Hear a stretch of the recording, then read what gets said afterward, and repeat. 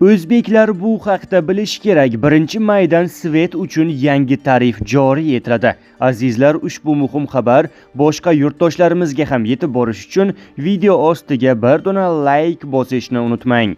O'zbekistonda joriy yil 1-maydan boshlab 201 kWh-dan 500 kWh-gacha elektr energiyasiga 900 so'mdan emas, 800 so'mdan to'lanadi. Bu haqda Energetika vazirligi xabar berdi. Qayd etilishicha, Vazirlar Mahkamasining yoqilg'i energetika resurslari iste'molchilarini qo'llab-quvvatlash maqsadida 2024-2025 yillarda yoqilg'i energetika resurslari narxlarining bosqichma-bosqich o'zgarish grafikiga o'zgartirishlar va qo'shimcha kiritish haqida 194-son qarori qabul qilingan.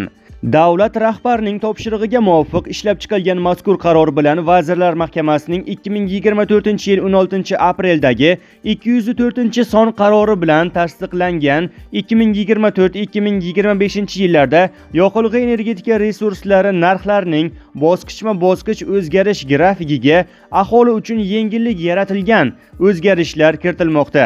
Masalan, yoqilg'i energetika resurslari narxlarining oshish muddati 1-apreldan 1-may sanasiga ko'chirilgan. Bildirilishicha, 201 kWh-dan 1000 kWh-gacha bo'lgan differensiallashgan tarif bo'yicha iste'mol miqdori orasiga yangi miqdor kiritilmoqda.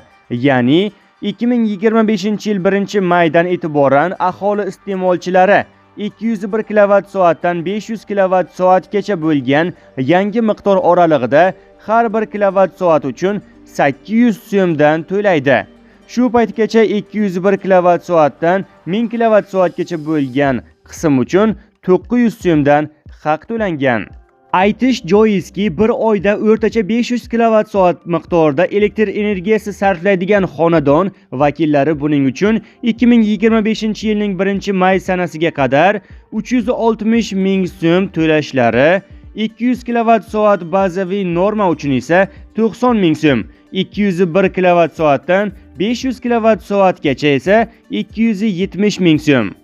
Tarif o'zgarishlardan so'ng bir oyda o'rtacha 500 kWh tok ishlatadigan xonadon buning uchun 360 ming so'm to'laydi. 200 kWh bazaviy norma uchun 120 ming so'm, 201 kWh-dan 500 kWh uchun 240 ming so'm.